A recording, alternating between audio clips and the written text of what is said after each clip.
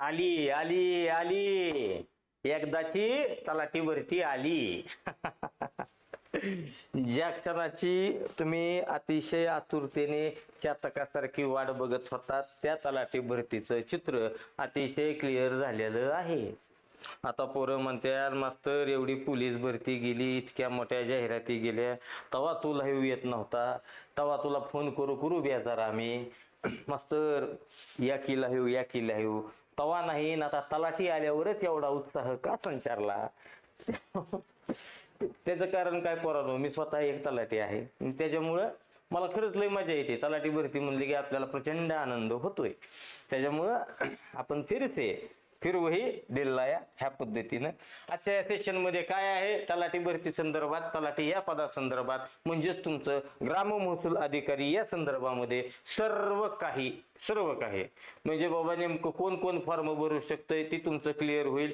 नेमकं परीक्षा पद्धती काय असणार आहे ती तुमचं क्लिअर होईल. अभ्यासक्रम काय असतोय ती अतिशय विस्तृत स्वरूपात क्लिअर होईल. आणि त्याच पद्धतीनं मग तुम्ही संदर्भ साहित्य म्हणजे जी काय कोणती पुस्तकं वापरावी, काय काय काय सगळ्या गोष्टी तुमच्या ह्या एकाच व्हिडिओमध्ये तुमचा अतिशय सुस्पष्ट करून देतो चित्र. ओके, मी प्रदीप जयराम बोधले, तुमचं सर्व सहकारी मित्रांचं, भावी तलाट्यांचं, भावी ग्राम महसूल अधिकाऱ्यांचं मनापासून स्वागत करतो. पिक्चर टाईप शेवटपुस्तर व्हिडिओ बघायचा आहे. आणि मग ज्याला तुम्ही तलाठी तलाठी तलाठी असं संबोधतात किंवा ज्याला तुम्ही तुमच्या भाषेत आपल्या काही भागामध्ये तुम्हाला तलाठी हे नामाभिधान आहे, काही ठिकाणी तुम्ही ह्याच पदाला पटवारी, विदर्भात वगैरे तिकडे गेलात का मराठवाड्याच्या पलीकडल्या साईडने, तर तुम्हाला पटवारी ह्या नावाने तुम्ही संबोधतात.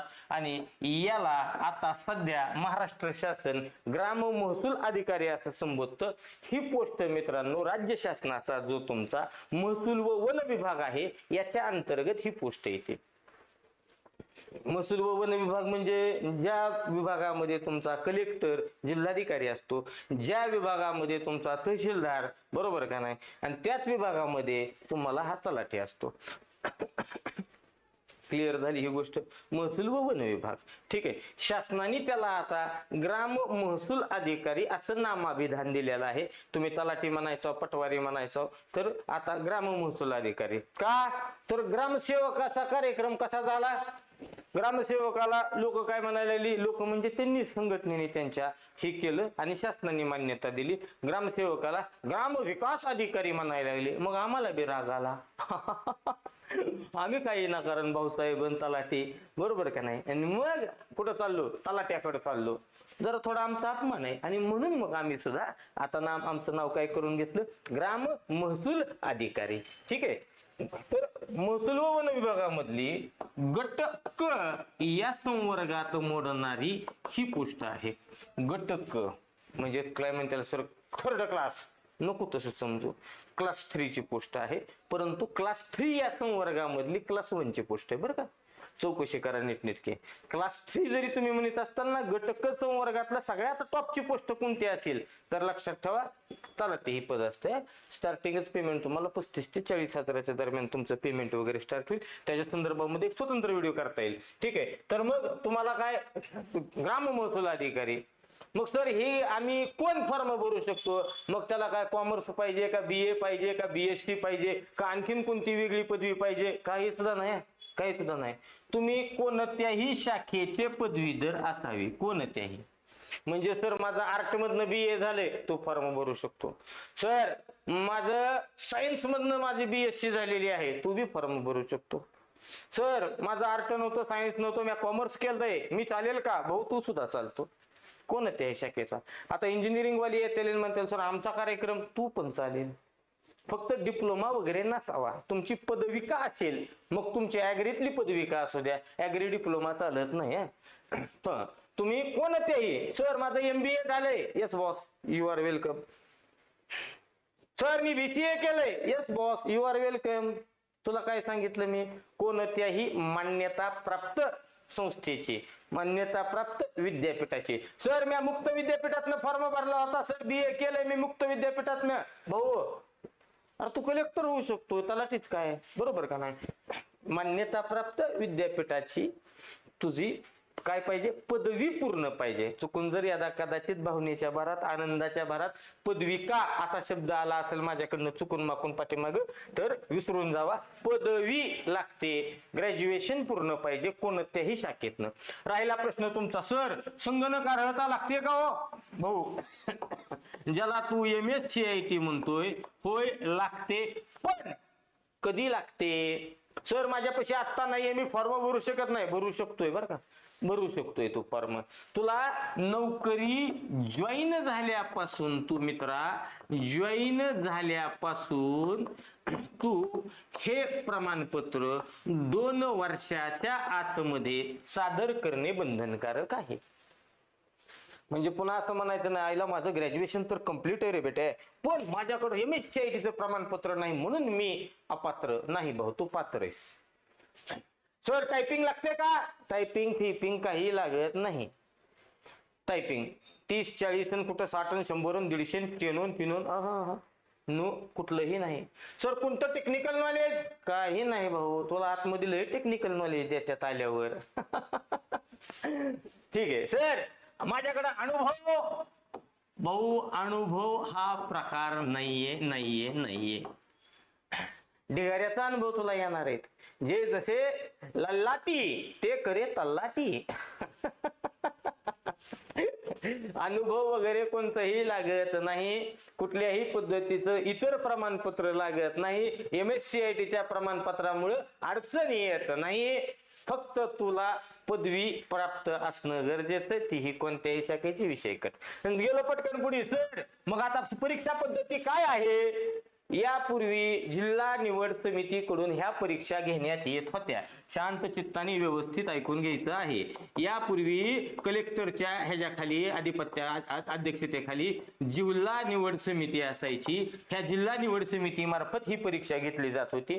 2023 पासून ह्यांच्यामध्ये बदल केला गेला आणि ही परीक्षा TCS ह्या कंपनीकडून घेण्यात येत होती. परंतु नंतर प्रचंड काहीतरी गोंधळ वगैरे झाला, आता मला ते बोलता येत नसतंय बरोबर. आणि म्हणून विद्यार्थ्यांच्या आंदोलनानंतर शासनाने ही परीक्षा MPSC कडे म्हणजे महाराष्ट्र लोकसेवा आयोगाकडे ही परीक्षा देण्यात आलेली आहे. विषय संपलेला आहे.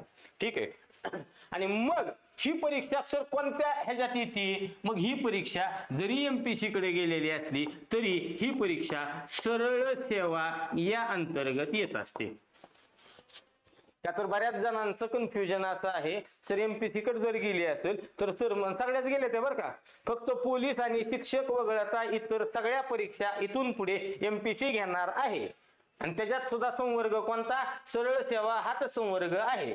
बर, आता मग पोरांमध्ये कन्फ्युजन काय आहे? सर MPSC कडे गेली याचा अर्थ सर गोंधळ असा असू शकतो, पूर्व मुख्य मुलाखत MPSC कडे फक्त गट अ ला म्हणजे बरोबर ग्रुप ए लाच आहे. ग्रुप बी ग्रुप सी ला कुठल्याही पद्धतीची मुलाखत नाहीये. राहिला प्रश्न, सर पूर्व आणि मुख्य, तर आणखीन तलाठीच्या संदर्भामध्ये पूर्व आणि मुख्य हा शासन म्हणजे MPSC कडून असं कुठलंही परिपत्रक आलेलं नाही. पण पुन्हा एकदा जबाबदारीने बोलतोय मी, अतिशय जबाबदारीने बोलतोय की सरळ सेवा संवर्ग असल्या कारणानं मित्रांनो इथं फक्त आणि फक्त एकच परीक्षा होईल.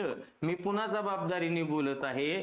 बऱ्याच पोरांनी माझी टिंगल केली होती. मी 4-5 दिवसाखाली सांगितलं होतं की तलाठी ही परीक्षा MPSC कडे वर्ग करण्यात आलेली आहे.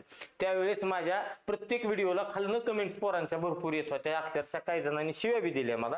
अरे सगळी शिक्षक म्हणतात TCS घेणार आणि तू एकटाच काय ही आहे का, तू एकटाच म्हणतो. अरे मी त्याला सांगत होतो रे, मी सांगत होतो का मी स्वतः तलाठी आहे, तू माझा ऐक. पण ती माझी टिंगल केली, आम्ही शिव्या खाल्ल्या. काल झाला शासनाचा 5 तारखेला GR आला, गेली MPSC कडे. मी आता पण जबाबदारीने बोलत आहे. काय सरळ सेवा संवर्ग असल्या कारणानं बरं का याची फक्त एकच परीक्षा होणार आहे. म्हणजे फक्त एकच पेपर तुमचा होईल बरं का. फक्त एकच पेपर म्हणजे पूर्व मुख्य भानगड नाही, एकच पेपर, त्याचा निकाल आणि लगेच जॉईनिंग. ओके, कार्यक्रम क्लिअर झाला. आणि जर तसं काही झालं बरं का तर MPSC आपल्याला आधी सांगेलच पूर्व आहे मुख्य आहे. पण 99.99% मी पुन्हा एकदा सांगतोय 99.99% पेपर हा एकच राहील. म्हणजे एकच परीक्षा डायरेक्ट निकाल की जॉईनिंग. ठीक आहे, राहिला फक्त प्रश्न आता काय, सर निगेटिव्ह सिस्टीम असेल का, निगेटिव्ह सिस्टीम असेल का, तर मग सिस्टीमचं स्पेलिंग कशी SYST काय जे असेल त्याच्या आहे, आपण मराठीचा माणूस आणि इंग्लिश कुठे बघत बसतो. निगेटिव्ह सिस्टीम असण्याची पण शक्यता आहे, कारण MPSC कडे असलेल्या सगळ्या परीक्षांमध्ये मायनस सिस्टीम निगेटिव्ह सिस्टीम आहे. 4 प्रश्नासाठी 1 प्रश्नाचे गुण वजा करण्यात येत आहेत.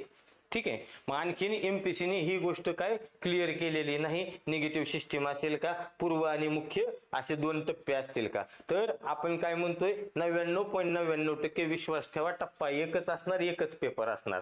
निगेटिव्ह सिस्टीम असण्याची शक्यता असते 50-50% मध्ये मी म्हणतोय. मला ह्याच्या संदर्भामध्ये काय सांगता येत नाही, पण 50% आपण म्हणतो निगेटिव्ह सिस्टीम असेल, 50% नसेल सुद्धा.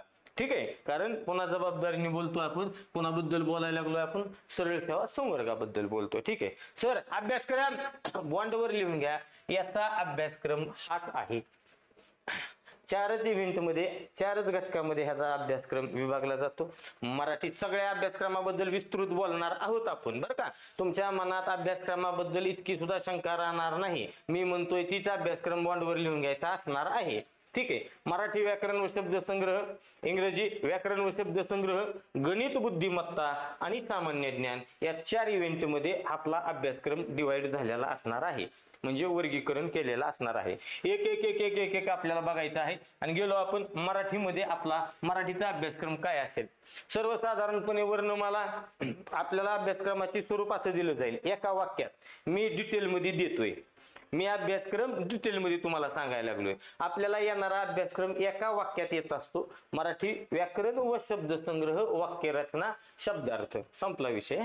आपल्याला येणारा अभ्यासक्रम काय काय, व्याकरण, सर्वसाधारण, वाक्यरचना आणि शब्दसंग्रह, एवढाच आपल्याला असतो. मी डिटेल मध्ये द्यायला लागलोय. काय असणार आहे आपल्याला, वर्णमाला असते, वर्णमाला, मग वर्णांचे प्रकार वगैरे वगैरे, वर्णांचे उच्चार स्थान, संधी, संधीचे प्रकार वगैरे वगैरे, शब्दांच्या जाती, मग नाम, सर्वनाम, विशेषण, क्रियापद, क्रियाविशेषण, शब्दयोगी, उभयान्वयी, केवळ प्रयोगी, त्यांचे पोट प्रकार, त्यांची वैशिष्ट्य सुद्धा असणार. बरं का, लक्षात ठेवा, हे कार्यक्रम यापूर्वी MPSC घेत TCS घेत नव्हती.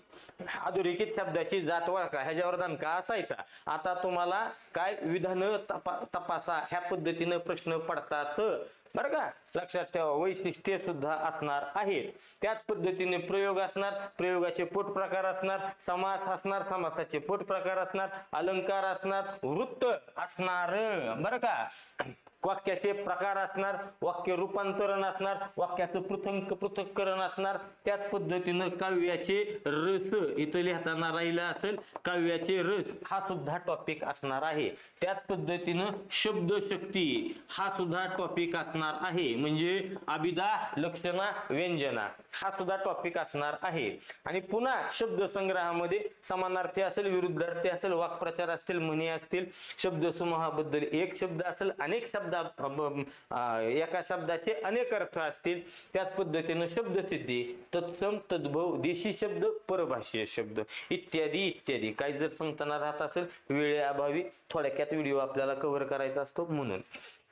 ठीक आहे, गेलो पटकन. इंग्रजीला काय असणार आहे, इंग्रजीमध्ये पार्ट्स ऑफ स्पीच, म्हणजे ज्याला आपण इंग्रजीमध्ये शब्दांच्या जाती म्हणतो, तेच इंग्लिश मधलं पार्ट ऑफ स्पीच, म्हणजे noun, pronoun, adverb, verb, conjunction ह्या पद्धतीच्या सगळ्या शब्दांच्या जाती.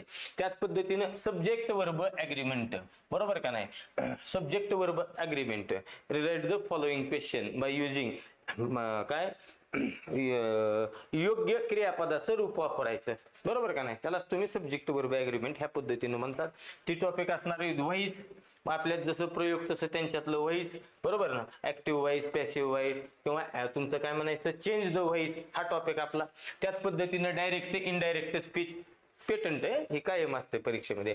त्याच पद्धतीनं नरेशन, त्याच पद्धतीनं आर्टिकल, योग्य आर्टिकल वापरा, टेन्स, आपल्याला जे आहे तर काळ, तसंच त्यांच्याकडे सुद्धा काळ आहे. ते इंग्लिशचं मूळ, आपल्याला जसं क्रियापदाचा अर्थ तसं इंग्लिश मधलं क्रियापदाचा अर्थ म्हणजे मूळ असणार. क्वेश्चन टॅग, ज्याला आपण सर्वसाधारण ऍड क्वेश्चन टॅग म्हणतो, ते वर्ड फॉर्मेशन, ह्याच्यावर परीक्षेत प्रश्न असतात. गेलो खाली, मग इंग्लिशची व्होकॅब्युलरी, सिनोनिम्स, अँटिनोम्स, फ्रेजल वर्ब असतील, इडम्स अँड फ्रेजेस असतील, वन वर्ड सबस्टिट्यूशन असेल, मिसस्पेल्ड असेल, आपल्याकडे बी आहे बरं का, सांगताना राहिलं होतं. मराठी सुद्धा मध्ये शुद्ध लेखन, तसं इंग्रजी मधलं सुद्धा शुद्ध लेखन, इत्यादी इत्यादी. हेच महत्वाच्या टॉपिकवर आपण बोलतोय, हे ध्यानात राहू द्या की सर्वसाधारण म्हणजे कोणते टॉपिक महत्वाचे असतात आपण त्याच्यावर बोलतोय. गेलो पटकन पुढे. गणित, गणितामध्ये काय काय, संख्या पद्धती, संख्या पद्धती, टक्केवारी, त्याच पद्धतीनं गुणोत्तर प्रमाण असेल, भागीदारी असेल, त्याच पद्धतीनं वयवारी असेल, सरासरी, सरळ व्याज, चक्रवाढ व्याज, काळकाम वेग, क्षेत्रफळ, घनफळ, बरोबर. बगीचा असेल आणि त्याचा इतक्या फरशा बसवायच्या, आता मग फरशीचं साईज एवढी असेल तर मग किती फरशा लागते, अशा पद्धतीनं. घनफळ, नफा तोटा, पदावली, समीकरण इत्यादी गणिताचे टॉपिक्स असतील. ठीक आहे. बुद्धिमत्तेचं संख्यामाला, लाईनच देतात 2 4 6 8, मग टिंब टिंब, मग ती कशा कशा पद्धतीनं. त्याच पद्धतीनं अक्षरमाला, सांकेतिक भाषा, बरोबर. त्यानंतर मग पुन्हा काय, नातेसंबंध असतील, दिशा व्यवस्था असेल, वेन आकृत्या असतील, दिनदर्शिका, ज्याला आपण कॅलेंडर म्हणतो नाही का, मागच्या 15 ऑगस्टला सोमवार होता तर मग ह्या 15 ऑगस्टला कोणता वार असेल, अशा पद्धतीचं. घड्याळ, तर्क व अनुमान, तर्क व अनुमान मध्ये काय असतील, विधान देतील आणि त्याच्या खाली तुम्हाला अनुमान काढावं लागतील त्याच्यावरनं, अशा पद्धतीचे प्रश्न. बैठक व्यवस्था, नंतर आकृत्यांची मालिका असेल, आरशातल्या प्रतिमा असतील, लपलेली आकृती शोधा असेल, घन ठोकळा नाही का, की बाबा ABCD, मग ह्या बाजूला जर हे असेल तर त्या बाजूला काय असेल, ह्या बाजूला ही संख्या असेल तर त्याच्या बरोबर पाठीमागं कोणती संख्या असेल, किंवा काय करताल, रंगावर आधारित देतात की बाबा मग घन आहे त्या घनाला अशा अशा पद्धतीने रंग दिलाय तर मग पिवळ्याच्या पाठीमागं कोणता येईल, अशा पद्धतीचे विविध प्रश्न बुद्धिमत्तेमध्ये येतील. ठीक आहे. चला पुढे. सामान्य ज्ञानला काय अभिप्रेत आहे, सामान्य ज्ञानला लक्षात ठेवा बरं का सगळ्यांचं. मार्किंग आणखीन एक सांगायची गोष्ट राहिली, आपल्याकडे असणारा पेपर काय असणार आहे, एक तर तुम्हाला ती सांगायचं माझ्याकडनं, मेन तर ती गोष्ट आपली सांगायची राहिली परीक्षा पद्धतीमध्ये. परीक्षा पद्धती MPSC ने जरी घेतली असेल, घेणार असेल तर लक्षात ठेवायचं काय, आमच्याकडे फक्त 100 प्रश्न असतील, ही गोष्ट मला सांगायची माझ्याकडनं राहिली होती. काय असणार आहे, फक्त पेपर एक असेल, प्रश्न 100च असणार बरं का. कदाचित 100 प्रश्न काय होऊ शकेल, 100 मार्काला असू शकतील, 100 प्रश्न 100 गुणाला असू शकतील, किंवा 100 प्रश्न 200 गुणाला असू शकतील. ही सगळ्यात मोठं गणित हे आहे, ध्यानात राहू द्या. पेपर 100 प्रश्नांचाच असणार, 150 200 400 असला शॉर्ट असणार नाही, 100च प्रश्न असतील. आणि 100 प्रश्नांचं डिवायडेशन कशा पद्धतीनं झालेलं असेल, मराठीचे 25 प्रश्न असतील, इंग्रजीचे 25 प्रश्न असतील, गणित बुद्धिमत्ता 25 प्रश्न असतील, अख्खं सामान्य ज्ञान 25 प्रश्न असेल. मार्क म्हणलेलं नाही, मार्क कदाचित एका प्रश्नाला 1च मार्क असू शकेल, एका प्रश्नाला साधारण 2 मार्क असू शकतील. पण आपण गृहीत धरतोय काय, 100 गृहीत म्हणजे 99.99% सांगतोय तुम्हाला, बॉन्डवर लिहून घ्यावं, हीच असणार, 100च प्रश्न असणार. ठीक आहे. कशामुळे सांगायला लागलो की आता मराठीचा अभ्यासक्रम सांगून झाला तुम्हाला, इंग्रजीचा अभ्यासक्रम सांगून झाला, गणित बुद्धिमत्तेचा अभ्यासक्रम सांगून झाला, सामान्य ज्ञानचा अभ्यासक्रम सांगत असताना भीती अशी आहे, सामान्य ज्ञानाचा आवाका बघितल्यानंतर पोरांची अभ्यास करतानाच प्राधान्यक्रम बदलतोय. पोरं लगेच म्हणतात एवढं मोठं, मग माझ्या अभ्यासातला 70% वेळ मी सामान्य ज्ञानला देईन, तू नापास होशील, तू नापास होशील. अजून सांगतोय, कोणतीही सरळ सेवा जोपर्यंत तुझी स्ट्रॅटेजी चांगली असणार नाही तोपर्यंत तुझं निकालात नाव दिसणार नाही. जबाबदारीने बोलतोय बरं का मी.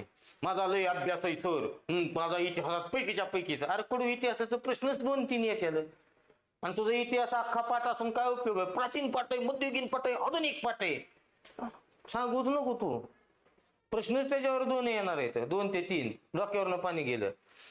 का सर असं म्हणायला लागला तुम्ही? त्याचं कारण सांगतो, नीटनेटकं बघा. आता आपण म्हणताना म्हणलं की सामान्य ज्ञान एकच घटक आहे. सामान्य ज्ञान मध्ये आम्हाला काय काय आहे? इतिहास असणार आहे, भूगोल असणार आहे, राज्यशास्त्र असणार आहे, पंचायत राज असणार आहे, अर्थशास्त्र असणार आहे, विज्ञान असणार आहे, चालू घडामोडी असणार आहे. इतके घटक आहेत सर्वसाधारणपणे 7. आणि याच्या व्यतिरिक्त दुसरे घटक आहेत बरं का, ते सांगणार आहे पुन्हा शेवट लेक्चरच्या शेवटी ते तुम्हाला सांगितले जातील. ह्याच्यानंतर कोणते हे सोडून घटक आहेत ते घटक पण सांगतो तुम्हाला. बरोबर, तुम्ही असं गृहीत धरू नका इतकं मोठं आहे मग सर ह्याला जास्त वेटेज आहे. अरे इतकं मोठं आहे पण सगळं किती प्रश्नात आहे? फक्त 25 प्रश्नात आहे. इतकं सगळं आहे सर्वसाधारण 25 प्रश्नात आहे. म्हणजे हिशोब कर बरं तू, किती येतील वाट्याला? 3 3 3 7 1 21 आलं का ध्यानात? 7 चौक 28 4 सुद्धा आलं की लांबच जाईल. त्याच्यामुळं प्राधान्यक्रम चेंज होईल म्हणून आधीच तुम्हाला सांगितलंय काय की होय इतकं मोठं आहे पण उगाचच हे करू नका. स्ट्रॅटेजी परत सांगेल तुम्हाला.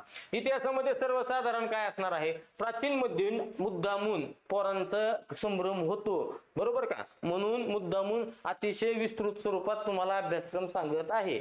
परीक्षेच्या तुमच्या ज्यावेळेस एमपीसी कडनं अभ्यासक्रम येईल इतकं विस्तृत येत नाही हा, पण प्रश्न अशा पद्धतीने ह्या टॉपिकवर प्रश्न असतात. काय असणार आहे? प्राचीन इतिहास असणार आहे, मध्ययुगीन इतिहास असणार आहे, आधुनिक भारताचा इतिहास असणार आहे. प्राचीन इतिहासामध्ये सर्वसाधारण काय वैदिक कालखंड असू शकतो, विविध राजवटी असतील, विविध साम्राज्ये, विविध संस्कृत्या, मग सिंधू संस्कृतीवर प्रश्न असतील, हडप्पा संस्कृतीवर प्रश्न असतील. त्याच पद्धतीने वेद बरोबर ना, वैदिक कालखंड सगळ्यात पहिला वेद कोणता? आरोग्यशास्त्रा संदर्भात बाबा कोणत्या वेदामध्ये माहिती आहे बरोबर, सूत्राच्या स्वरूपात कोणता वेद मांडला गेलाय, अशा पद्धतीचे प्रश्न असतील. किंवा काय विविध राजवटी, विविध साम्राज्य, मग गुप्त कालखंड असेल, मौर्य साम्राज्य असेल, ह्यांच्या कालखंडात जी काय आता वास्तू असलेल्या आपल्याला प्रश्न असतात ना, अजिंठा लेणी कोणाच्या कालखंडात, कोणत्या राजाच्या कालखंडात, कुठल्या सम्राटाच्या कालखंडात बरोबर का, अशा पद्धतीचे प्रश्न असतील.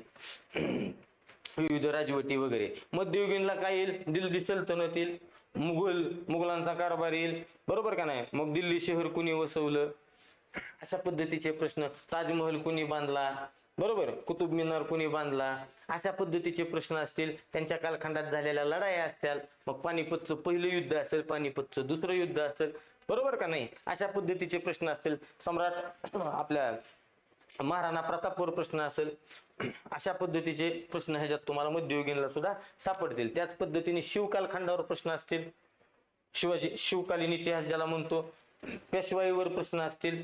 आणि त्यानंतर आधुनिक भारताचा इतिहास चालू होईल तुमचा. म्हणजे काय? ब्रिटिश सत्तेचं, ब्रिटिश कंपन्यांचं आगमन, त्यातून साम्राज्य स्थापन, त्यातून साम्राज्याचा विस्तार, मग त्याच्या संदर्भात झालेल्या विविध लढाया, मग तुमचं चालू होईल 1857चं बंड किंवा 1857ची क्रांती. 1857 लिहिले का चुकून? बरोबर. आणि मग क्रांतिकारी चळवळी असतील, मग तुमच्या राष्ट्रीय काँग्रेसची स्थापना असेल, काँग्रेसची विविध अधिवेशनं असतील बरोबर का नाही. नंतर काय असेल तुमचं? गांधी युगाचा प्रारंभ असेल, गांधी युग असेल, विविध सत्याग्रह असतील, विविध चळवळी असतील. त्याच पद्धतीनं इंग्रजांनी मग इथं प्रशासन बसवत असताना विविध केलेले कायदे असतील, मॉन्टेग्यू चेम्सफर्ड असेल, मोर्ले मिंटो असेल, भारत सरकारचा कायदा असेल बरोबर का नाही. त्यानंतर मग तुमचे स्वातंत्र्य चळवळ असेल, भारत स्वतंत्र होत असताना चिलेजाव वगैरे वगैरे जे काही झाला स्वातंत्र्य चळवळी त्या असतील. त्याच पद्धतीनं विविध वर्तमानपत्र, समाजात जागृती होण्यासाठी आपल्या धुरीण म्हणजे नेतृत्व बरं का, आपल्या नेत्यांनी जी काही वर्तमानपत्र वगैरे सुरू केलेली होती, केसरी असेल, प्रबुद्ध भारत असेल, अशा पद्धतीची बरोबर का नाही. त्याच पद्धतीनं समाजसुधारक, विशेषतः समाजसुधारक दोन्ही प्रकारचे करावे लागतील, अखिल भारतीय पातळीवरचे आणि महाराष्ट्रातले सुद्धा. स्वामी रामानंद सरस्वती असतील, ईश्वरचंद्र विद्यासागर असतील बरोबर का नाही. त्याच पद्धतीने इकडं आपण फुले शाहू आंबेडकर ह्या पद्धतीनं. त्याच पद्धतीनं विशिष्ट महत्वाच्या घटनांचा क्रम विचारत्याल, जोड्या लावायला विचारत्याल, क्रम लावा म्हणून विचारत्याल, महत्वाचे घटनाक्रम लक्षात ठेवले पाहिजेत. त्याच पद्धतीनं महत्वाची वर्ष सुद्धा ह्याच्यावर प्रश्न असतात. कुठल्या घटनेला 100 वर्ष पूर्ण झाली, 75 वर्ष पूर्ण झाली, 200 वर्ष पूर्ण झाली, 150 वर्ष पूर्ण झाली, ह्याच्यावर सर्वसाधारण प्रश्न तुम्हाला सापडतील बरोबर. भले ती 2-3 मार्काला पण सापडतील. नंतर गेलो आपण भूगोल आपल्याला कशा पद्धतीनं भारताचा, विशेषतः महाराष्ट्राचा भूगोल, 1-2 प्रश्न जगाच्या भूगोलावर सुद्धा असतील. मग ह्याच्यामध्ये सुरुवात कशा पद्धतीने करतात? प्राकृतिक भूगोल, मग विविध पर्वतरांगा असतील, बरोबर का नाही. मग सह्याद्री संदर्भात हिमालय पर्वतरांग, सह्याद्रीची पर्वतरांग, शंभू महादेव असेल, अजिंठा सातमाळा अजिंठा असेल, ह्या पद्धतीचे ह्याच्यावर प्रश्न असतील. त्याच पद्धतीनं पुन्हा राजकीय भूगोल असेल, राजकीय भूगोलमध्ये काय राज्यांच्या सीमा असतील, देशांच्या सीमा असतील, ह्या पद्धतीचे तिथं प्रश्न असतील. नंतर तुमचा काय डोंगर रांगा, शिखर, सर्वात उंच शिखर, मग भारतातलं सर्वात उंच, महाराष्ट्रातलं सर्वात उंच, किंवा पुन्हा सह्याद्रीतलं उंच शिखर, विविध पर्वतातली बाबा उंच शिखर, कळसुबाई फिळसुबाई. नंतर प्रादेशिक विभाग असतील, मग कोकण असेल, बरोबर का नाही, पश्चिम घाट असेल, आणि पुन्हा आपला उर्वरित महाराष्ट्र असेल. अशा पद्धतीने तिथलं प्रशासकीय विभागावर प्रश्न असतील. किती प्रशासकीय विभाग, सर्वात मोठा प्रशासकीय विभाग, सर्वात लहान प्रशासकीय विभाग, जिल्हे, कुठल्या प्रशासकीय विभागात हे जास्त जिल्हे आहेत, कुठल्या प्रशासकीय विभागात कमी जिल्हे. त्याच पद्धतीनं हवामानावर प्रश्न असतील. ठीक आहे. नंतर मृदा पद्धतीवर, बाबा गाळाची मृदा कुठं आढळते, लाल मृदा कुठं आढळते, रेती म्हणजे वालुकायुक्त मृदा कुठं आढळते, अशा पद्धतीचे प्रश्न. नदी प्रणाली, मग कुठली नदी कुठं उगम पावली, किती राज्यातून जाते, किती लांब आहे, नदीकाठची शहरं असलेली, दोन नद्यांचा संगम कुठं कुठं, कोणत्या ह्या दोन नद्यांचा संगम कुठं आहे, ह्या ठिकाणी कोणत्या दोन नद्या एकत्र येतात, अशा पद्धतीनं. त्याच्यावरची धरणं असतील, गोदावरी नदीवर कोणती धरणं आहेत, गंगा नदीवर कोणती धरणं आहेत, ह्या पद्धतीचे प्रश्न. त्याच पद्धतीने पीक पद्धती, मग सर्वात जास्त तांदूळ पिकवणारं राज्य कोणतं, सर्वात जास्त कापूस पिकवणारा जिल्हा कोणता, अशा पद्धतीचे विविध प्रश्न. ठीक आहे. नंतर खनिज संपत्ती, मग खनिज संपत्ती भारताच्या संदर्भात, त्याच्यापेक्षा जास्त महाराष्ट्राच्या संदर्भात. बेसॉल्ट कुठं आढळतं बाबा, मॅंगनीज कुठं आढळतं, लोह कुठं आढळतं, दगडी कोळसा कुठं आढळतो, अशा पद्धतीचं. राज्यांच्या सीमा मग सांगितलं काय की बाबा, मग महाराष्ट्राच्या उत्तरेस टिंब राज्य आहे, देशाचा सुद्धा विचारतात, बरोबर. त्यानंतर काय असेल, देशाच्या सीमा, राज्याच्या सीमा. सगळ्यात IMP टॉपिक लोकसंख्या, लोकसंख्येवर प्रश्न असणार, बरोबर. देशाची लोकसंख्या, राज्याची लोकसंख्या, घनता असेल, साक्षरता असेल, परत बाबा लिंग गुणोत्तर, सगळं लोकसंख्या म्हणजे विशेष आपला. मग औद्योगिक विकास, मग बाबा उद्योगासाठी प्रसिद्ध राज्य, उद्योगासाठी प्रसिद्ध शहर, बरोबर. बाबा काचकाम टिंब ठिकाणी होते, आगगाडी उद्योग टिंब ठिकाणी आहे. अशा पद्धतीचे सगळे प्रश्न तुम्हाला ह्या प्रश्नांवर भर असतो. गेली गाडी पुढे. अजून एक, सामान्य ज्ञानला एमपीसी जरी घेणार असेल तरी तुम्ही एमपीसीच्या हे अँगलनी बघू नका बरं का. आणि सर मग आपल्याला ABCD मध्ये मराठीला ABCD पडणार, इंग्रजीला ABCD पडणार, गणित बुद्धिमत्ता आणि सामान्य ज्ञानला ABCD पॅटर्न पडत नाही. म्हणजे काय प्रश्न, मग ABCD योग्य विधान निवडा, आणि मग खाली ABC बरोबर, नाही BABD बरोबर, असं सामान्य ज्ञानला पडणार नाही. पडलं तरी एखाद दुसरं प्रश्न सापडतील. पुढे घटना, राज्यशास्त्र मध्ये काय, घटना समिती म्हणजे पार्श्वभूमी, घटना तयार करत असताना ज्या काय घडामोडी झाल्या ती, मग त्याच्यामध्ये घटना समितीचे अध्यक्ष कोण होतं, बरोबर का नाही. मग मसुदा समितीचे अध्यक्ष कोण होते, घटना कधी स्वीकारली गेली, घटना कधी अंमलात आली, ह्या पद्धतीचे प्रश्न असतील. त्यानंतर संविधान अख्खं, मग त्याच्यामध्ये सगळं आलं तुम्हाला, भाग 1, भाग 2, भाग 3, बरोबर ना. मूलभूत हक्क, मार्गदर्शक तत्वे, मूलभूत कर्तव्ये, ह्याच्यावर प्रश्न असतील. नंतर महत्वाची कलम, नंतर महत्वाच्या घटना दुरुस्त्या, बरोबर का नाही. नंतर काय असेल, घटनात्मक पद, मग घटनात्मक पदामध्ये तुमचा कोण काय असेल, राष्ट्रपती, राज्यपाल इत्यादी. निवडणूक आयोग असेल, आता सध्या निवडणूक आयोग लय चर्चेत आहे. जेवढे काय असतील, महाधिवक्ता, महान्यायवादी, सगळी पद जी काही महत्वाची पदं आहेत त्यांची कलम, त्यांच्या संदर्भातल्या तरतुदी. नंतर संसद, लोकसभा, राज्यसभा, तसंच मग विधानसभा, विधान परिषद, द्विगृही कायदे मंडळ असणारी राज्य कोणती, खालीलपैकी कोणत्या राज्यात द्विगृही कायदे मंडळ नाही, ह्या पद्धतीचं. आणि त्यानंतर न्याय व्यवस्था, मग तिथं उच्च न्यायालय, त्याच्या संदर्भातलं कलम असलेले, सर्वोच्च न्यायालय, त्याच्या संदर्भातली कलम असलेली, ठीक आहे, इत्यादी. त्यानंतर मोस्ट IMP हा ह्याच्यावर प्रश्न असणार म्हणजे असणार. ठीक आहे. 73वी घटना दुरुस्ती, 74वी घटना दुरुस्ती. ग्रामपंचायतीचे सदस्य, सरपंच थेट निवडणुकीतून, अप्रत्यक्ष निवडणुकीतून, त्याच पद्धतीने पंचायत समिती, जिल्हा परिषद, नंतर नगरपालिका, महानगरपालिका ह्याच्यावर आधारित सर्वसाधारण प्रश्न तुम्हाला बघायला मिळतील. नंतर सगळ्यात महत्वाचे टॉपिक आता इथनं पुढे हे भेडवायला टॉपिक आहेत तुमचे. अर्थशास्त्र, विज्ञान, भीती दाखवायला टॉपिक. ऍक्च्युली ह्याच्यावर प्रश्न परीक्षेत किती एखाद दुसरा पडला तर पडेल, नाही तर नाही. मी जबाबदारीने बोलत आहे. विज्ञान, अर्थशास्त्र यांच्यावर प्रश्न काय एखाद दुसरा पडला तर पडेल, पडणार पण नाही. मेन टॉपिक तुमचे तीनच: इतिहास, भूगोल, राज्यशास्त्र. ठीक आहे. आणि मग आलो ह्याच्यामध्ये काय अर्थशास्त्रामध्ये सर्वसाधारणपणे पंचवार्षिक योजना. आता नंतर पंचवार्षिक योजनांचं स्थान घेतलं नीती आयोगाने, म्हणून नीती आयोग. त्याच पद्धतीने बँकिंग, मग राष्ट्रीयकृत बँका, मग बँकांचं राष्ट्रीयकरण, त्याचे 2 टप्पे, बरोबर, विद्यमान परिस्थिती त्याच्या संदर्भातली. त्याच पद्धतीने विविध सरकारी योजना, हे चालू घडामोडीचा सुद्धा भोग बसू शकतो. त्याच पद्धतीने अर्थसंकल्प आणि आर्थिक पाहणी. आत्ताच नुकतं बाबा, आत्ताचा अर्थसंकल्प कितीचा होता, अशा पद्धतीनं. ठीक आहे. आर्थिक पाहणीतनं जे काय अहवाल आर्थिक पाहणीचा आलेला आहे त्याच्या संदर्भात एखाद दुसरा प्रश्न. आंतरराष्ट्रीय व्यापार, मग भारताचा सर्वाधिक मोठा भागीदारी देश कोणता व्यापारातला, भारत सर्वाधिक आयात कोणाकडनं करतो, भारताची सर्वाधिक निर्यात कोणाला आहे, ह्या पद्धतीचे नॉर्मल प्रश्न असणार. आणि आर्थिक सुधारणा, मग 1991 ला ज्या आर्थिक सुधारणा झाल्या डायरेक्ट 1991 ह्याच सालावर प्रश्न असतोय. ठीक आहे. गाडी पुढे जात असते. विज्ञान आपल्याला काय भौतिकशास्त्र आहे, रसायनशास्त्र आहे, जीवशास्त्र आहे, नंतर तुमचं शरीरशास्त्र आहे, आहारशास्त्र आहे, प्राणीशास्त्र आहे. सर्वसाधारण ह्याच्यावर प्रश्न कसे असते: न्यूटनचे गतिविषयक नियम, पहिला नियम, दुसरा नियम, तिसरा नियम. नंतर काय कुणी शोध कशाचा लावला, बल्बाचा शोध ह्याने लावला, विजेचा शोध त्यांनी लावला, रेडिओचा शोध ह्याने लावला, अशा पद्धतीचे प्रश्न असतील. नंतर मूलद्रव्य काय बाबा, मग का तुम्ही कार्बन, मग कार्बनची संज्ञा काय, त्याचा अणुअंक काय, बरोबर, अशा पद्धतीचे प्रश्न असतील. नंतर तुमचं रासायनिक नाव, मग खायचा सोडा, धुवायचा सोडा, बरोबर ना, खायच्या सोड्याचे रासायनिक नाव सांगा, धुवायच्या सोड्याचे रासायनिक नाव सांगा, अशा पद्धतीनं. रेणुसूत्र, तेच तुम्हाला म्हणलं, CO2 म्हणतो ना आपण, O2, ऑक्सिजन, तसे रेणुसूत्र. नंतर काय तुमचं आवर्त सारणी, मग आपण म्हणतो डोबेरायनरची का नाही काय, डोबेरायनरची त्रिक, अशा पद्धतीचं जे काय आपली आवर्त सारणी आहे त्या आवर्त सारणीवर एखाद दुसरा प्रश्न.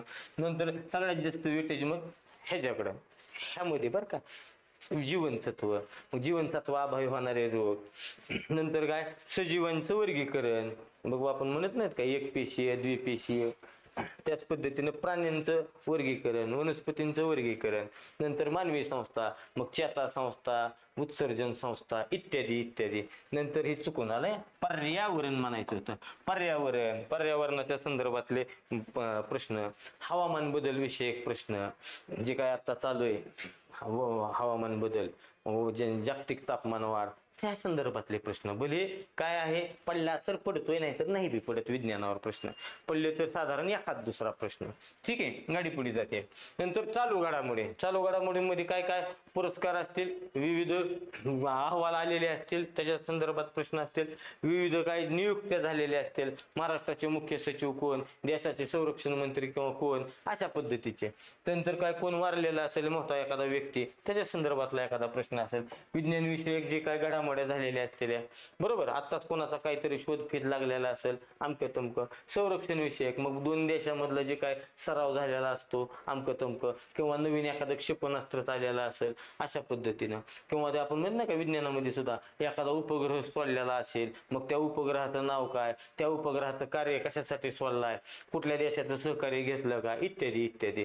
नंतर काय असणार आहे राजकीय, मग आता नुकतंच तमिळनाडूमध्ये इलेक्शन झालं, मग तमिळनाडूची विधानसभेची सदस्य संख्या किती, पश्चिम बंगालची सदस्य संख्या किती, अशा पद्धतीचे प्रश्न तिथं तुम्हाला सापडतील. आणि जे सगळ्यात बाहेरचे टॉपिक असतील, साहित्य व साहित्यिक, मग तराळ अंतराळ हे कुणी पुस्तक कोण, लेखक कोण आहेत, किंवा आता साहित्य अकादमी पुरस्कार प्राप्त जे काय असतील लेखक, त्यांच्यावर एखादा प्रश्न परीक्षेत पडू शकतो. नंतर बाहेरचं काय असेल, सगळ्यात महत्वाचं RTI, माहितीच्या अधिकारावर प्रश्न असतो म्हणजे असतोच. त्याच पद्धतीनं काय राज्य लोकसेवा अधिनियम ह्याच्या संदर्भात सुद्धा करून जावं लागेल. भले ती 4-5च पॉईंट तयार होत्यात, पण ती सुद्धा नीटनेटकं बघून जावं लागेल. त्यानंतर माहिती तंत्रज्ञान, इंटरनेट, www. बरोबर ना, ह्या संदर्भात मग त्यांचे काहींचे काय विचारले जातील, लॉंग फॉर्म विचारले जातील. बघ आपल्याला विचारतात ना, सिम कार्ड मधल्या सिमचा लॉंग फॉर्म काय, अशा पद्धतीचे प्रश्न असते. नंतर काय HTTP चा लॉंग फॉर्म काय असतं ना, HTTP विचारतात त्याच्याबद्दल प्रश्न. विविध कायदे, मग पोक्सो कायदा असेल, महिलांसाठी तयार केलेला एखादा कायदा असेल, नुकताच पारित झालेला एखादा कायदा असेल, त्याच्या संदर्भातला प्रश्न असतो. नंतर विविध क्रीडा स्पर्धा, मग ऑलिम्पिक असेल किंवा जागतिक बॅडमिंटन स्पर्धा, कुठं कुस्ती स्पर्धा, महाराष्ट्र केसरीन, हिंद केसरीन, अशा पद्धतीचे विविध संमेलन असतात. मग त्याच्यामध्ये काय साहित्य संमेलन असतात, नाट्य संमेलन असतात, कुठं झालं, कितवं स्पर्धा होते, अध्यक्ष कोण होतं, उद्घाटन कोणी केलं, इत्यादी इत्यादी इत्यादी. फक्त लक्षात काय ठेवायचं, आपल्याला स्ट्रॅटेजी लय महत्वाची आहे. का सामान्य ज्ञानचा आवाका मोठा असला तरी लक्षात ठेवा वेटेज कमी आहे. त्याच्यामुळं आपल्याला काय करायचंय, कमीत कमी वेळामध्ये मला जास्तीत जास्त मार्क घ्यायचे आहेत. आणि त्या दृष्टिकोनातनं आपला प्राधान्यक्रम कसा असला पाहिजे, आता त्याच्या संदर्भामध्ये सांगतो तुम्हाला. आपला प्राधान्यक्रम काय असला पाहिजे, आपण फर्स्ट प्रेफरन्स आपला मराठी व्याकरणच असला पाहिजे. कोणत्याही परिस्थितीमध्ये मराठी व्याकरण आपण 23च्या खाली यायचं नाही. फर्स्ट प्रेफरन्स मी पुन्हा सांगतोय, जमत नाही, जमतय पिमतय काही नाही, पास व्हायचं असेल, तलाठी व्हायचं असेल, ग्राम महसूल अधिकारी व्हायचं असेल, ही स्ट्रॅटेजी पाहिजे. सेकंड प्रेफरन्स तुमचा मॅथ्स अँड रिझनिंग, म्हणजे कोण, तुमचा सामान्य गणित बुद्धिमत्ताच असला पाहिजे. कोणत्याही परिस्थितीमध्ये 21च्या खाली येता येत नाही. सर मला अवघड जातंय, बाकीचं सांगू नको, करावं लागेल. होत नाही म्हणता येत नाही, करावं लागतं. करता येतं का, करता येतं. व्यवस्थित पेपर अनालिसिस केलेला असेल, थोडी समज असेल, मॅच्युरिटी आलेली असेल, संपला विषय, तलाठी होतोय. थर्ड प्रेफरन्स तुमचा कशाचा असला पाहिजे, ज्याला आता थर्ड प्रेफरन्सला मी पर्याय देऊ शकतो. काही जणांचं इंग्लिश चांगलं असतंय, बरोबर का नाही, ज्यांचं इंग्लिश चांगले त्यांनी तिसरा पर्याय इंग्लिशच ठेवा. कशामुळं, सामान्य ज्ञानमध्ये तुम्हाला फर्स्ट सिलेबस आहे त्याच्यामुळे ठेवायचा. पण काही लेकरं असे असतात की सर मला इंग्लिशचा पहिल्यापासून प्रॉब्लेम आहे हो, बरोबर का नाही, का तर सामान्य ज्ञान शिकवता येत नाही. टेक्निकल विषय नाही सामान्य ज्ञान. सामान्य ज्ञानला काय आहे, तुम्ही वाचन हीच तुमचा त्याला पर्याय. सामान्य ज्ञानला क्लास करून भागत नसतंय, बरं का. कसं शिकवायचं इतिहास तुम्ही सांगा मला. गांधीजींनी सत्याग्रह केला ही शिकवायची गोष्ट आहे का, सांगा ना मला तुम्ही. राष्ट्रीय काँग्रेसची स्थापना शिकवायची गोष्ट आहे का, नाही. मग घ्या ना पुस्तकं, वाचा बाबा हो, त्याच्यात कुठं टाइमपास करीत बसता घेण्या देण्याचा. आलं का ध्यानात तुम्हाला मला काय सांगायचं ते. पण इंग्रजी शिकवायचं असतं का, टेक्निकल विषय आहे ना तो, टेक्निकल विषय आहे तो इंग्रजी. ज्यांचा इंग्रजी चांगला आहे त्यांनी बिनधास्त थर्ड प्रेफरन्स इंग्रजी ठेवा. ज्यांचा इंग्रजी कच्चा आहे, भरपूर जणांचा इंग्रजी कच्चा असतो, त्यांनी नाद करायचा नाही. नाही नाही मी करीतोच, नाही बरं का होत. उग काहीतरी स्वतःच म्हणजे समजूत काढू नका. 2023च्या पोरांना विचारा मी काय सांगत होतो, काय झालंय काय नाही. स्वतःची समजूत काढू नका, खरं सांगतो. मग इंग्लिश नाही म्हणून मी नापास होईल का, होत नाही. मी आताच सांगतो, तुझी स्ट्रॅटेजी नीटनेटकी ठेवली तर होत नाही. तुमचा थर्ड प्रेफरन्स, ज्यांचं इंग्लिश चांगलं नाही त्यांचा थर्ड प्रेफरन्स GK असावा, बरं का. मग तुम्ही काही बी करून GK मध्ये कसल्याही परिस्थितीत तुम्ही 21च्या खाली यायचं नाही. पैकीच्या पैकी पाडा माणसं काय जात आहे, चांगलीच गोष्ट आहे. पण वेळेत असेल, सिलेबसच्या जे फास्ट विस्तृत सिलेबस, वेळ कमी, हेच म्हणून म्हणतो आम्ही 21च्या खाली नाही. आणि तुमचा फोर्थ प्रेफरन्स मग तुमचा काय असला पाहिजे, इंग्लिश असला पाहिजे, ठीक आहे. आणि मग इंग्लिशला तुम्ही काही बी करा, 15+ राहा. ह्या पद्धतीनं मार्किंग तुम्हाला घ्यावी लागेल. आपण ही मार्किंग कशा संदर्भात घेतलेली आहे, ही मार्किंग आपण असं समजत आहोत, मायनस सिस्टीम नाही, निगेटिव्ह सिस्टीम नाही. आणि मग आपण म्हणतो की अशा पद्धतीने जर तुला मार्क असतील 1,00,000% तू निकालात नाव येते. आता राहिला प्रश्न सर, मग ह्याच्यासाठी आपण पुस्तकं कोणते वापरावे, क्लास लावावा का, बिनधास्त. मी पुन्हा एकदा सांगतोय, माझाच लावा म्हणत नाही, पण प्राथमिक तुम्हाला सांगतोय मी, पास व्हायचं असेल घरी बसून अभ्यास करता येईल का, पास होईल का, होऊ शकतोय बरं का, तो होऊ शकतोय. पण घरी बसून अभ्यास करायचा आणि त्याच्यासाठी लागणारा वेळ आणि क्लास केल्यानंतर तुझा कमी होणारा वेळ आणि मुद्द्यावर यायचा जो ही आहे का, तर ती क्लास नंतर तुझा वाढतं. ठीक आहे. मराठीसाठी डोळे झाकून प्रदीप बुदले सरांची म्हणजे माझी, बरं का, डोळे झाकून प्रदीप बुदले सरांची म्हणजे माझी बॅच. कस काय घ्यायची? 73 50 51 27 36 आणि माझीच लावा असं काही नाही बरं का. पण चेक करा नीटनेटकं. ऑल ओव्हर युट्यूबला जेवढे तुमचे मराठीचे शिक्षक असतील त्यांना बघा. मला पण युट्यूबवर भरपूर प्रदीप बुदले ह्याच नावाने माझं चॅनल आहे. माझे पण व्हिडिओ बघा, माझे लेक्चर बघा. पण जर तुम्हाला वाटत असेल माझी करायची तर माझे करा, पण पैकीच्या पैकी मार्क देतो, बिनधास्त करा. घरी अभ्यास न करता देतो तुम्हाला पैकीच्या पैकी मराठीला मार्क, बिनधास्त. मग माझी बॅच केल्यानंतर नोट्स कुठली वापरायची गरज नाही. आपल्याच क्लासच्या नोट्स आहे, आपलीच व्हॉकॅब्युलरी, पिक्चर टाईप नाही. तुम्हाला सर माझा क्लास करायचा नाही, डोळे झाकून के सागरचं पुस्तक वापरा. के सागरचं शब्दार्थाचं पुस्तक, के सागरचं व्याकरणाचं पुस्तक, बिनधास्त वापरा, काही फरक पडत नाही. ठीक आहे. पण मी पुन्हा म्हणतोय, आधी पहिले इस्तेमाल करे फिर विश्वास करे. युट्यूबवर प्रचंड माझे व्हिडिओ आहेत, लेक्चर्स आहेत, बघा. पटलं तर लावा माझ्याकडे, नाही तर लावू घे नका. पुन्हा लावायची त्याची लावा. ठीक आहे. इंग्रजीला बागल सरांचं पुस्तक वापरायचं, बिनधास्त. बिनधास्त बागल सरचं पुस्तक वापरा, व्याकरणाचं, शब्दसंग्रहाचं. त्याच पद्धतीनं गणित बुद्धिमत्ता, ओनली वन नाव, सचिन ढवळे. सचिन ढवळे सरांचा क्लासच करायचा, सचिन ढवळे सरांचं पुस्तकच वापरायचं, दुसरं काही सुद्धा वापरायची गरज नाही. सामान्य ज्ञानला कुणी काही जरी सांगितलं का, ह्याचं हे वापर, इतिहासला राज्यशास्त्राला त्याचं वापर, भूगोलाला ह्याचं वापर, असलं उद्योग करू नका. तर आणि जरी तुम्ही ऑलरेडी एमपीसी सर मी ग्रुप बी 2दा मेन्स दिलेली आहे, भाऊ तू सुद्धा खाली ये, थोडा तू सुद्धा खाली यावं लागेल. मी आणखीन सांगतोय, तुम्ही एमपीसी ग्रुप बी, ग्रुप सी, राज्यसेवा, तुम्ही मला माहिती आहे तुम्ही काय काय केलेलं आहे. राज्यशास्त्राला कोळंबे वापरलेला आहे, बरोबर का नाही. इकॉनॉमिक्सला तुम्ही दिसले किंवा कोळंबे वापरलेला आहे. भूगोलाला तुम्ही सौदी वापरलेला आहे. इतिहासाला तुम्ही गाठाळ फिटाळ, कटारे फिटारे, महाजन सगळं करून बसलेला आहात. तुम्ही माघारी यावं लागेल. आताच सांगतो. तलाठी संवर्गाला अहो एक पायरी उतरताय ना तुम्ही.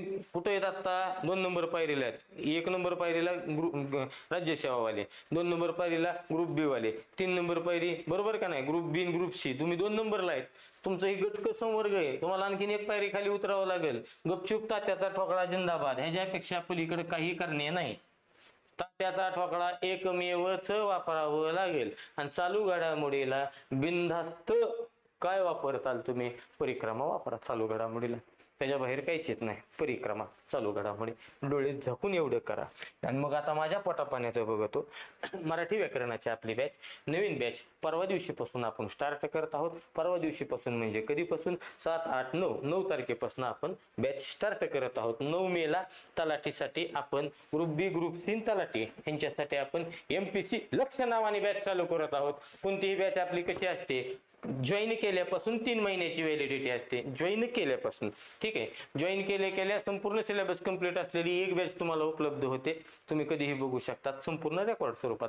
आणि जी लाईव्ह चालू आहे त्या लाईव्हचा सुद्धा ऍक्सेस तुम्हाला भेटतो. नोट्स मिळतात का? पीडीएफ स्वरूपात नोट्स मिळतात. पीवायक्यू, प्रत्येक टॉपिक वाईज पीवायक्यू आपण क्लासमध्ये करून घेतो, टेन्शन घ्यायचं नाही. एक लेक्चर किती वेळा बघता येईल? अनलिमिटेड वेळा बघता येईल. अनलिमिटेड वेळा तुम्हाला लेक्चर बघता येईल. सर्वसाधारण 85 ते 90 प्लस व्याकरणचे लेक्चर्स असतात, 40 प्लस व्हॉकॅब्युलरीचे लेक्चर्स असतात. व्हॉकॅब्युलरी रेकॉर्ड स्वरूपात दिलेली, कधी बी बघ, काय टेन्शन नाही. ओके.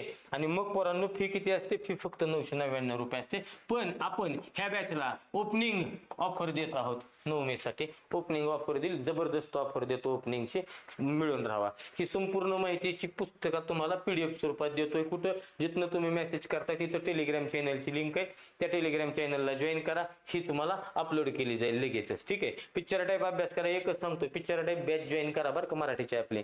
तुम्हाला मी अजून सांगतोय, मी म्हणतोय म्हणून नाही, युट्यूबला आपले लेक्चर्स बघा, बॉन्डवर लिहून घ्या माझ्याकडनं, पैकीच्या पैकी मार्क मिळवा. पैकीच्या पैकी. नाही जर मार्क आले का आईला कवा पेपरात आपल्याला रस्त्यात अडवायचं बरं का. तुझी बॅच केली मार्क नाही आले, तुझी बॅच केली पेपर मध्ये दुसरंच आलं नाही बरं का. मी अजून सांगतोय काय, मी जर बाबू म्हणलं असेल का बाबू आंबा खातो, तर पेपर मध्ये सचिन आंबा खातो येईल, राधा आंबा खाते असं येईल, असलं येईल. पण मी म्हणतोय तीच कंटेंट येईल. बॉन्डवर लिहून घ्या म्हणतोय. युट्यूबला चेक करायचं, 2023चा पट्ट्याचा निकाल बघायचा. पट्ट्याचा निकाल म्हणजे मी कोणाचा सत्कार करून फोटो टाकलेलं नाही तर बरं का. पण मी जे 2023ला तलाठीच्या पेपरच्या आधी मी जी म्हणलोय ते ऍज इट इज तुम्हाला पेपरात दिसलेलं आहे. आता सुद्धा बॉन्डवर लिहून घ्या, मी आता जी म्हणेन ते ऍज इट इज तुम्हाला पेपरामध्ये बघायला मिळेल. तुम्हाला 23+ मार्क देणं माझी जबाबदारी राहील. मिळतात सर. बॅच कशी जॉईन करायची? हा आपला नंबर आहे 7350512736. या नंबरला कधी बी ही करा, मेसेज करा, व्हॉट्सअपला लिंक येतात त्याच्यावरनं बॅच जॉईन करायची MPC लक्ष म्हणून. त्याच पद्धतीने युट्यूबला आपले लाईव्ह सेशन चालू असतात. लाईव्ह सेशनला जॉईन होत चला, तुमच्या ज्ञानात प्रचंड भर पडत जाईल. अजून तलाठीच्या संदर्भात काय अपडेट आली लवकरात लवकर घेऊन येईल. ताकदीने अभ्यास करा, 2200+ जागा तुम्हाला राहत्याल्या. भेटू पुढच्या सेशन मध्ये एखाद्या. बाय. पुन्हा एकदा सांगतो, युट्यूब लाईव्ह आपलं चालू असतं. युट्यूब लाईव्ह एकतर 5 वाजता असतं, संध्याकाळी नाही, रात्री 9:30 वाजता असतं. तुम्ही जॉईन होत चला, तुमच्या अभ्यासामध्ये लय भर पडत जाईल. भेटूया. बाय. मनापासून शुभेच्छा ताकदीने. Bye bye.